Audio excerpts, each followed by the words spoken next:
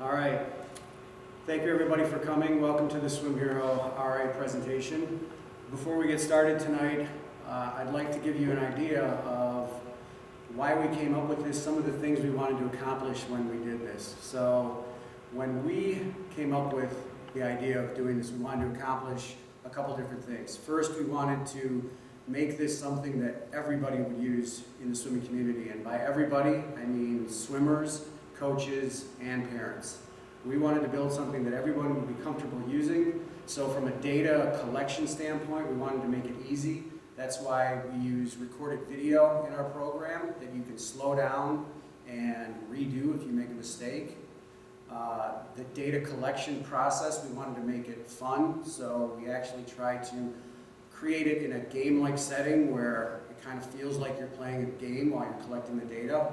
And then finally, with the presentation of the data, we wanted to make it easy for everyone to understand, something that made sense. If you've ever worked with data, you know that collecting it is only half the process.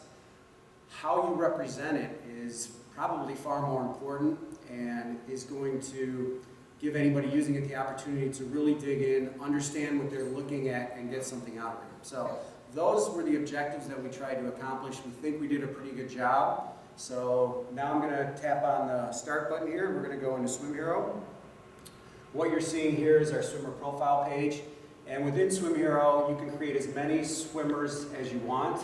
I've got a couple here. I know Coach Kennel has at least 3 pages of swimmers. We've got some cool filtering features at the top that allow you to find the swimmer that you want to work with very easily by age group or by male, female. You can search a name.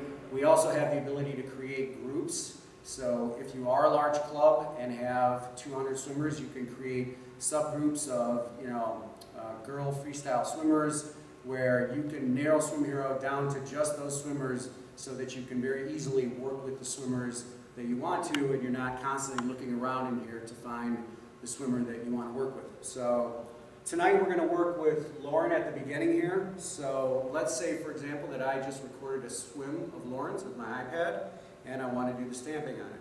I'm going to tap on Lauren's icon there, and that takes us to her swim page. From here, I'm going to select this plus button, which is to add a swim.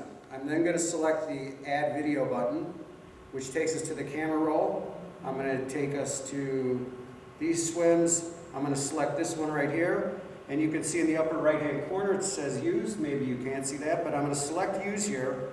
And at this point, the video is going through a compression process. So the video we store in SwimHero is a compressed version of the video you take. That allows you to take that video and upload it to the cloud or put it on your PC to free up space on your iPad. So once that video is done compressing, it's going to take us back to the swim setup page. And I'm just going to have to fill out some information here. This is a 50 free, so I'm going to scroll down to that. It's a short course yards. I'll name this swim sample E. Return. The date should be the date that you recorded the video, but you can modify that. You can select whether it's a practice or race. You can add a note, personal best, anything you want. So if I hit next now, it takes us to the stamping screen. And this is where we've created this game-like screen. Now, I'm going to go over this kind of quickly. We've got a video on the website called Stamping with Butterfly that kind of goes over this stuff in detail, and I encourage you to watch that video to understand all these buttons, but I'll go over them kind of quickly. The main buttons that you're going to be using are these two down here, and actually this button on the right, because this is set up for a right-handed person, you're going to be doing almost all your work with. So when the race starts, we're going to tap that. We know that the next action after that is going to be entry, so when that entry is going to be the next button that comes up, and when the swimmer's hands go in the water, you're going to tap entry. Breakout's going to come after that, which is going to happen when the swimmer's head reaches the surface, and then you're going to go to stroke. So let's talk about stroke for a second, because depending on what you're stamping will determine when you're tapping stroke. For free and back, you're going to tap stroke when one of the arms goes into the water. So if you're tapping stroke with the left arm, it's always the left arm on that particular length. So left arm tap, right, left arm tap. Same thing with back. As they're going around, it's either left or right. Fly, you're going to tap stroke when the arms come around and hit the water. Breast, you're going to tap stroke when the head reaches its highest point. And this is what Coach Kennel has defined as the way he wants us to be tapping stroke. That the breast might kind of sound unconventional, but it's very difficult to see where the swimmer's arms are in the water, especially depending on what view you're at. So when the swimmer's head gets to its highest point, that's an easy point to identify. You're hitting stroke then. So you're going to continue to hit stroke all the way down. The one thing we don't know is when a turn's going to start. So there's no button that's going to come up to start a turn. What you're going to see when this goes into stroke is you're going to see something down here that says swipe to turn. So when the swimmer starts their turn, you're going to swipe from the inside out. Very simple.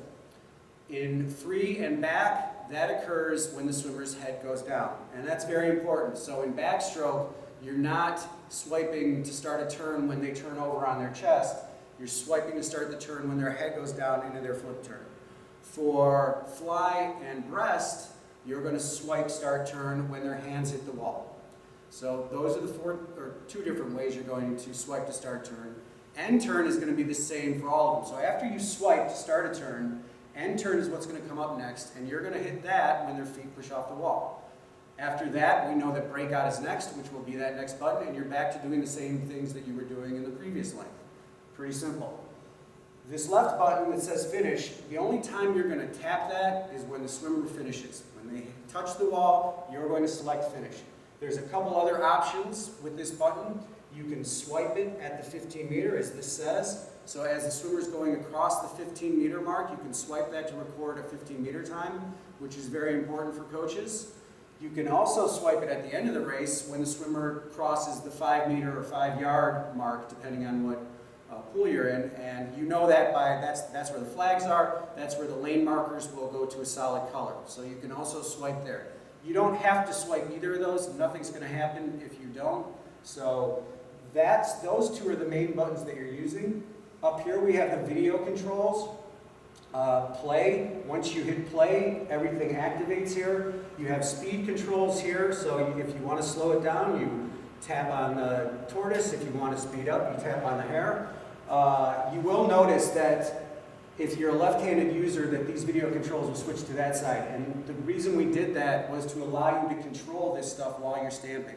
So if you're stamping and you want to slow the video down going into a turn, your left hand can be there and can very easily slow it down. If you want to pause the video for any reason, you can pause the video up there very easily. So those are the video controls up there.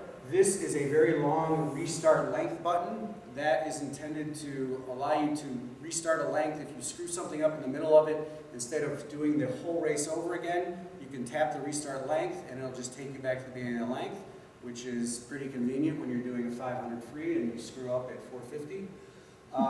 So that's the stamping page. So we're just going to go through a stamp really quick here, and I'm actually going to hold this so you can see me tapping. Take my glasses off here. So I'm going to slow it down to the middle here, the third notch, and usually I'll have headphones plugged in so I can hear the sound. There is a light on this one, so I'm going to be able to see the starting light. We're going to be stamping the swimmer in lane 7 here. So I'm going to hit play, and you're going to see those buttons activate. And you'll notice these buttons changing, as I said, as I do the different actions. So start, entry, head's going to come up, breakout, I'm doing the right arm as she's going down. As she crosses the 15 meter, you're going to see me swipe that other button. Swipe. When the head crosses 15 meters. As she approaches, you're going to see me swipe when her head goes down now. Swipe to start the turn, end turn off the wall, and it's back to breakout. Head up, and I'm stamping the left arm now on the way back. You can also see the screen blinking, which is giving me a good indication that I'm in sync with what she's doing. As she passes the 5 yard, you're going to see me swipe this other button, swipe.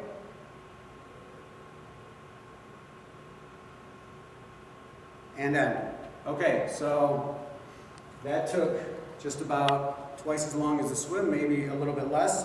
Once we're finished with that, we're going to hit continue, and that's going to take us to the preview page. Now the preview page is the same as view when you actually save it, but this is giving you an opportunity to look at what you've done, make sure there are no obvious errors, and go back if there are. That button in the upper right-hand corner, if you select that, you go right back to the stamping page. It's already set up for you. You can restamp. So now that we're here, let's just kind of quickly go through some of this data that we see here. This value right here, 0.77, is the amount of time it took from start to hands entering the water. This dark blue is her breakout time, 3.25 seconds.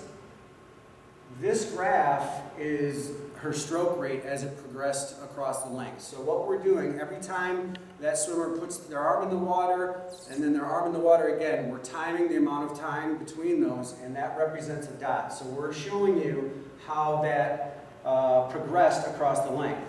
One thing that's important to note here are these two values. This is a max and a min stroke rate. So her fastest stroke cycle was 0.87 and her slowest was 1.0.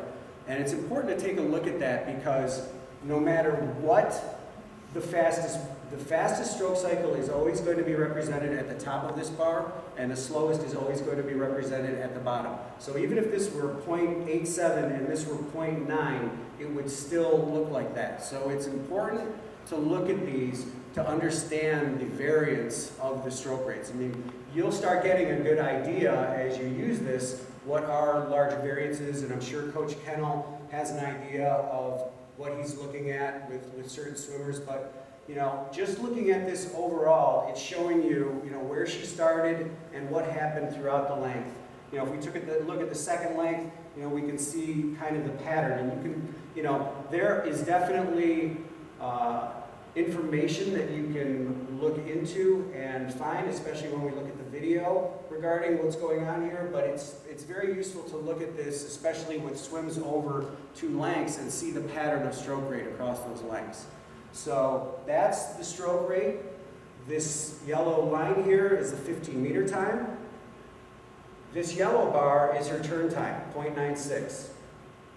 The value below that in red, 12.56, is her split. So at a glance, you get a very good visual indication of the data in the swim and how this first length went. Before I get into these values down here, I'm going to hit play and show you how we tie the video with the data. So if I hit play now, and I'm going to slow this down again, you're going to see, as she starts, a blue cursor start to go across the screen. That blue cursor is now tied with the data. So now we get to look at this data in conjunction with the video. And for anybody who's interested in this kind of stuff, this is where it gets very interesting and powerful. And you can slow this down to an absolute crawl if you want to. If there's a certain area of the swim you want to focus on, all you have to do is tap on that area of the data bar. If we wanted to see the turn, all I have to do is tap there, the video and the data go to that point that we can look at. What's also interesting is our cursor control. So let's say we want to take a look at this start. All I have to do and kind of dial in there. I'm going to pause the video and I'm going to put my finger here on the start in this data bar. And as I go back and forth here, I can take a very close look at what was going on with this start. How is the angle of entry? Was the distance right? There's all kinds of information on how are the dolphin kicks. We can quickly go across this data bar to the turn and look at the turn. And this becomes very powerful for a swimmer when they can look at the data with the video in front of them. We think it's a fantastic feature, and we just actually added that feature. So being able to do that, tie the video with the data, is incredibly important and sinks in when you start looking at it. Whether you're a swimmer or a coach, even a parent, I start looking at this stuff and you start seeing things. It's a lot of fun. So that's how we're linking the data with the video. The information below here, we've got breakout distance. That is an approximation. We think we've got a pretty decent algorithm that tries to estimate distances. We're constantly trying to improve that, but that is an estimation. This data here, you got to kind of look at all together. So cycles is the number of stroke cycles that the swimmer took on that length. Distance per cycle, 1.66. Average rate, 0.94. So the average rate is the average of all these stroke cycles that we recorded. Velocity of 1.76. So that's her surface swimming velocity. So between breakout and turn, 1.76 meters per second. And surface time of 8.36. She spent 8.36 seconds swimming. So what does all this mean? This is where you kind of have to start understanding how one number plays off another.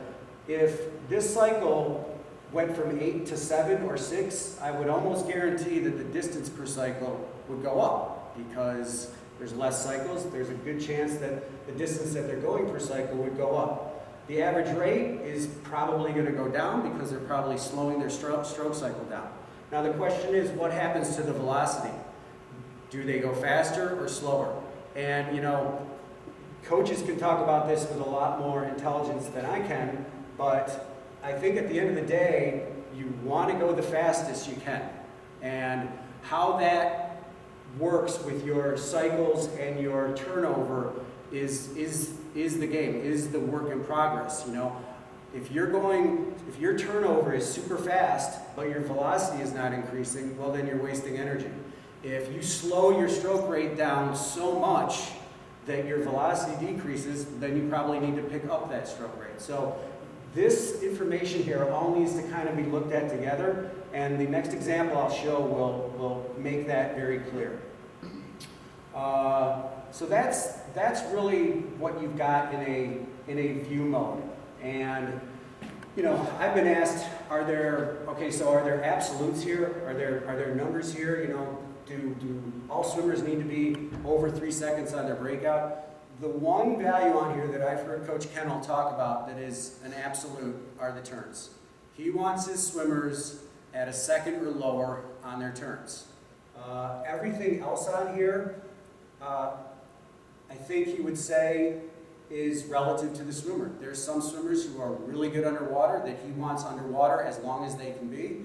There are some swimmers who are great on top. He wants them 2 or 3 dolphin kicks out and swimming. So as of right now, there's no standards, I don't think, for a lot of these measurements. And you know, looking at a 50, it's very difficult to kind of look down because you've only got 2 lengths and they don't really relate to each other. This starting length, because you're coming off the block, you know, you can look at this velocity of 1.78 and this of 1.64. Okay, this was faster, but you know, the swimmer's coming off the blocks. When you start getting into swims with more than 2 lengths, you can start looking at this data and how it compares throughout one swim, and that's what we'll do right now. So we're still in preview mode. If you stamped this swim and you were okay with the data, you didn't make any obvious errors, there's a lock button there up at the top. I would select the lock button. I can adjust the time, so let's say she really went to 35, hit the lock, and it's done. So now it's part of this massive swim library that we already have that we can go into and view in the same way we just did anytime we want. Let's look now at another swimmer.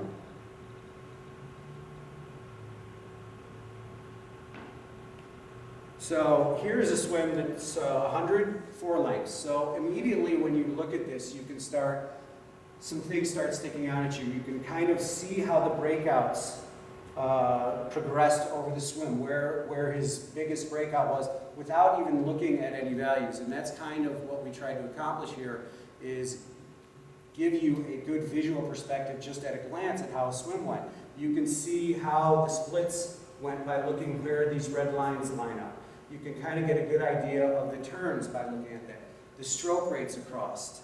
You know, if we wanted to take a look at what was going on here, all we have to do is take that cursor to that area and look, now this swimmer is there. Was there a very long breath going on there? It's something for him to look at and talk about with his coach. but this data is at least there for them to look at. So this actually was swim in November, 100 free, and this particular swimmer went 58.22 in this swim, and that was actually adding time.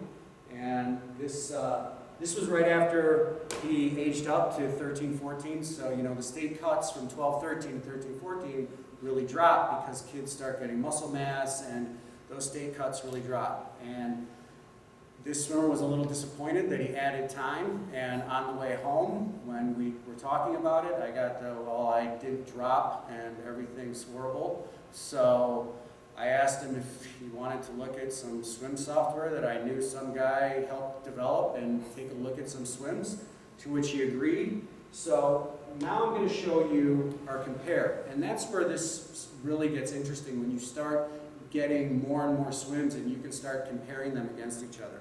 So I'm going to go back and I'm going to select this swim. I'm going to go to select compare there, select swimmer again, body again, select swim. I'm going to filter down to the 100 frees and select this one. Go down to the 100 frees again. Select this one. One more. And it's great that you can compare up to 4 of these at once. It makes it very powerful.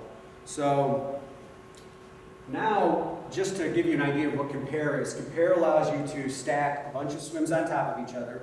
The video up here is relative to this first data bar. If I press play here, just as with the other swim, you're going to see a cursor start going across the screen. That cursor is showing you where the swimmer was in each one of these swims at the same exact point in time. So it gives you can still use the cursor control and go across. Our swimmer's right there. But it is a great way to visually look at where the swimmer was in each one of these swims. Now, what I'd like you to do is just focus on these 2 swims for the moment. This is the November swim. This is the swim the previous March. So these are the first 2 swims that we looked at. These were the only 2 that we had. This is what we looked at. So it is actually pretty amazing how similar these first 2 lengths were. Breakout time in both is 3.51. Breakout distance estimated 8.26 meters in both. He took 8 stroke cycles in both. His distance per cycle was 1.83 in both. This stroke rate graph is a good example of why you need to look at this max and min. Down here, his fastest was 0.97, slowest was 1.0. So he didn't have a lot of stroke rate variance in this first swim. This one, 1.0 and 1.19. So there was a greater variance in his stroke rate here, which produced a different average rate here versus down here, 1.1 versus 0.99. His velocity was exactly the same in both, 1.69. His turns were darn close, 1.1 and 1.07, and actually that's where the difference in his split is in that turn. So first length, there's not a whole lot of difference there from his swim in March. Let's go to the second length. Second length, breakouts are, again, pretty darn close. Cycles, he took 1 less cycle here than he did down here, which, as we talked about, produced a bigger distance per cycle of 1.82 versus 1.64 down here. His average rate slowed down, so he took 1 less cycle. His stroke rate slowed down a little bit, and this kind of cost him a little bit in velocity, 1.54 versus 1.58. His turns were pretty similar, 0.89 and 0.93, but that reduction in velocity caused a little bit slower split. So that was length 2. Length 3, again, pretty close on the breakouts, 2.01 versus 1.93 with similar estimated distances. Again, he took 1 less cycle. Again, his distance per cycle is estimated higher. His average rate is 1.19 versus 1.10. And his velocity, again, 1.46 versus 1.5. So he's slowing his stroke rate down, but his velocity is not keeping up. He also had a turn of 1.13 versus 0.86. And it's amazing, but that makes a difference. And he that was a big difference in splits, 14.88 versus 15.49. The final length, 1.8178, so his underwaters are really similar throughout this entire race. Again, he takes one less stroke cycle. Again, his average rate is a little bit slower, 1.19, than down here, 1.12. But on this length, he did find the velocity. So 1.42 versus 1.41. He was slightly faster here than on this swim in March, and it produced a little bit faster split. So we looked at this, and my questions to him were, well, what do you see? What's going on here? And, he said, well, I'm obviously taking less strokes, but my velocity is not keeping up. Okay, what does that tell you? That I'm not pulling enough water.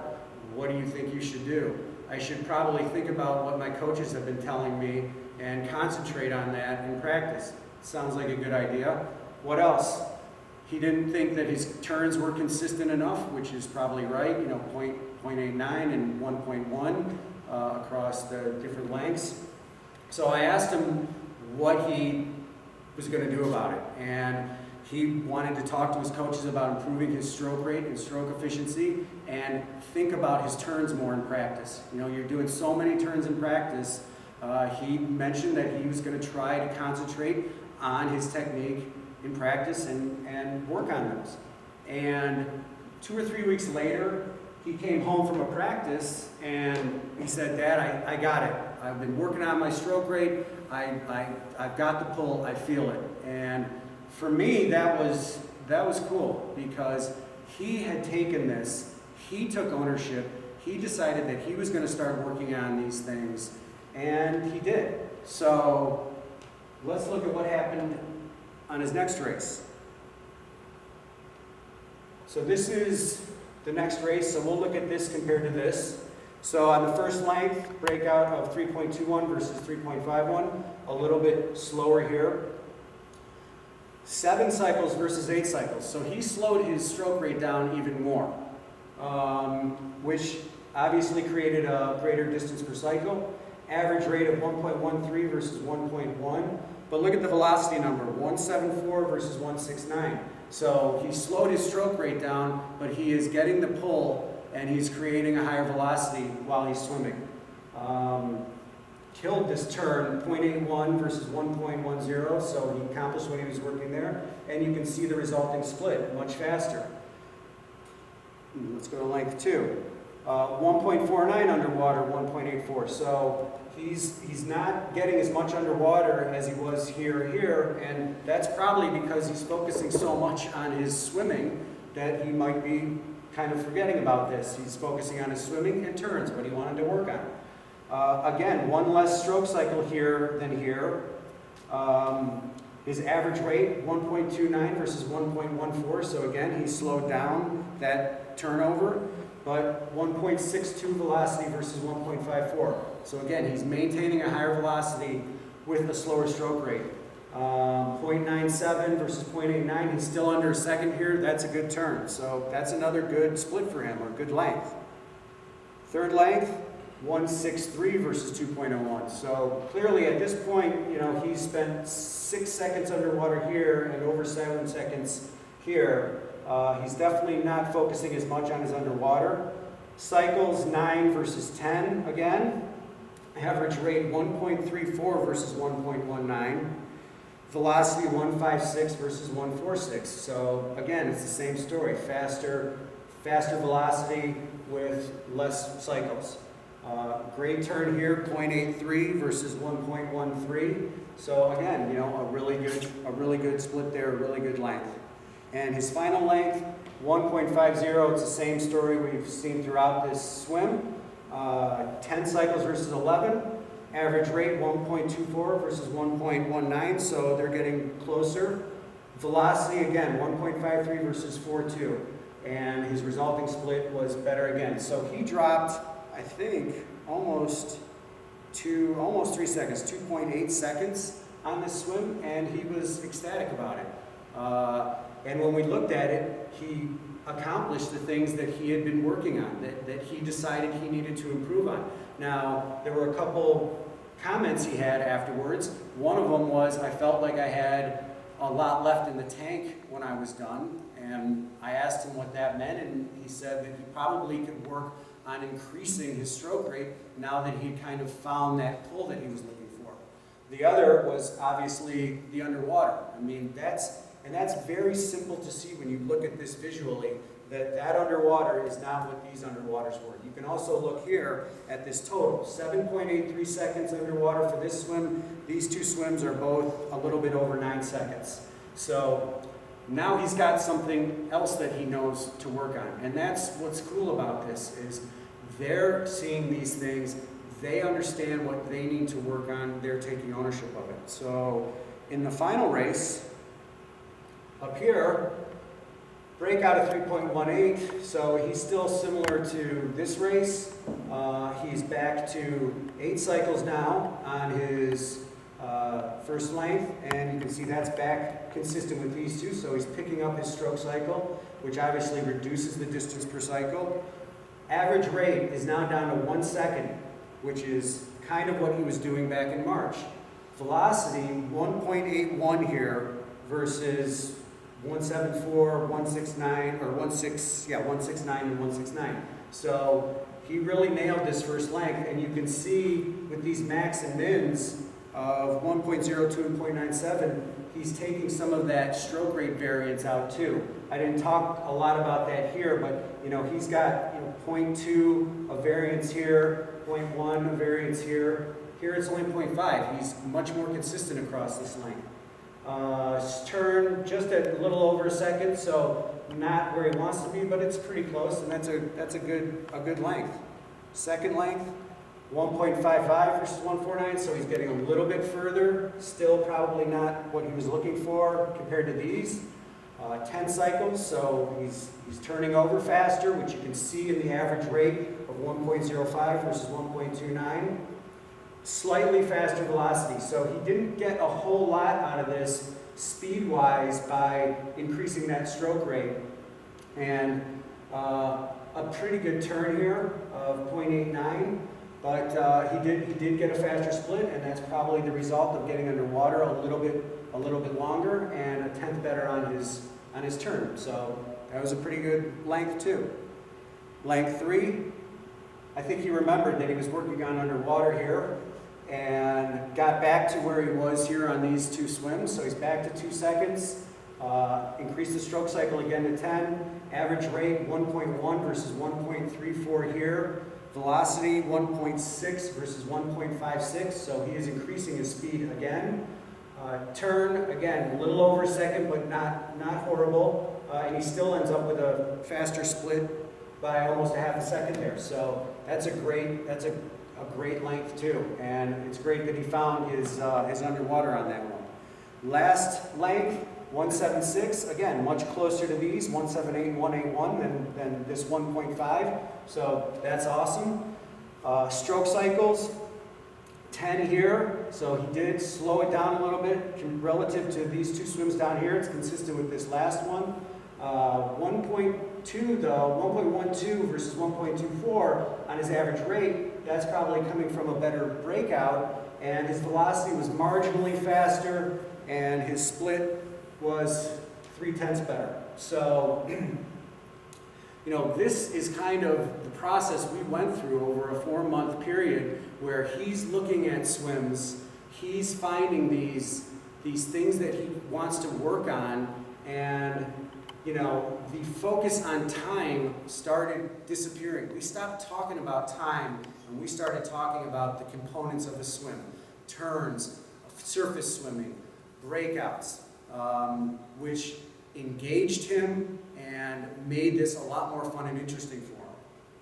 Now, am I saying that SwimHero RA was responsible for this 4-second drop over this time period? No. The Duneland coaches are designing practices to get kids to a peak performance at a certain time, and they do a great job with their training to do that. Do I think that this helped him along the way? Absolutely. It got him more engaged in the process. It gave him something to look at. And for me as a parent, I get the free kicker of him taking ownership of something, learning how to solve a problem, and start building tools that are going to be useful to him a long time outside of swimming. He's learning how to look at a problem and solve a problem, take ownership of it, and that's pretty cool stuff. So that's kind of the presentation I wanted to give on the actual software. The software costs $7.99 to download on your iPad. With that, you can put as many videos as you want. You can create as many swimmers as you want. You can put as many videos as you want and stamp them. You can save up to 10 swims. If you like what you're working with and you want to continue saving more swims, you can buy the unlimited swim option in SwimHero for $39.99 through an in-app purchase on your iPad. That's a one-time purchase. Once you purchase that, you have the full functionality of the software and you're done. The other thing I wanted to quickly talk about is the SwimHero RA Cloud. And Duneland has a cloud account. So if you do purchase SwimHero, you can get the cloud ID and password, and you can start uploading your swims. So what do we want to accomplish with that? Well, the first thing we want to do, like other clubs around the country are doing who have a cloud account, is start a swim library. When you upload a swim to the cloud, you're uploading the video and the data. You know, we talked earlier, are there numbers that coaches want for breakout time? There aren't right now, but it would be cool to know what the average 13-14 girl breakout time for Duneland swimmers was over the last 5 years. It'd be really cool to know what that is across the country over the last 5 years. That's the kind of data that we're collecting and that we can use going forward with the cloud. We can also use that data to hopefully make practices better. You know, we hope that there's a time where coaches can get data from all these races and see how swimmers are progressing over the season and start modifying practices and changing how they're doing things if they feel like they need to. So that's another aspect that we think we'll be able to tackle with swims on the cloud. The other obvious reason to upload swims to the cloud is to give coaches the opportunity to download those swims and look at the data. One of the other goals that we wanted to accomplish when we did this is give coaches the opportunity to look at this stuff. It is impossible for coaches during swim meets to record, do all the stamping, and look at all this data. That's why we knew we had to build something that would appeal to parents and that they would be interested in using. So by putting these swims up on the cloud, you're now giving coaches the opportunity to download and look at this data just like they do in practice when they randomly select a swimmer and record them underwater and look at them. Now, having said that, if you do purchase SwimHero and you use it and you upload swims to the cloud with the expectation that coaches are going to download every single swim that you upload and analyze it and speak with your kid about it, you probably don't want to purchase SwimHero because there is no way that these coaches can download every single swim from a meet and look at those analyses. However, having that opportunity to download those swims is huge for them. They might see something in a meet, make a note to themselves that they want to download that swim and take a look at it later, and that gives them the opportunity to do that. So that concludes my presentation on SwimHero. Thank you for watching. If you do have any questions, please email us at info@swimherora.com. Also, if you purchase SwimHero, we would love to see a review on the App Store. It's always good to hear what people are thinking, and our objective is to get this out to as many people as we can. Thank you.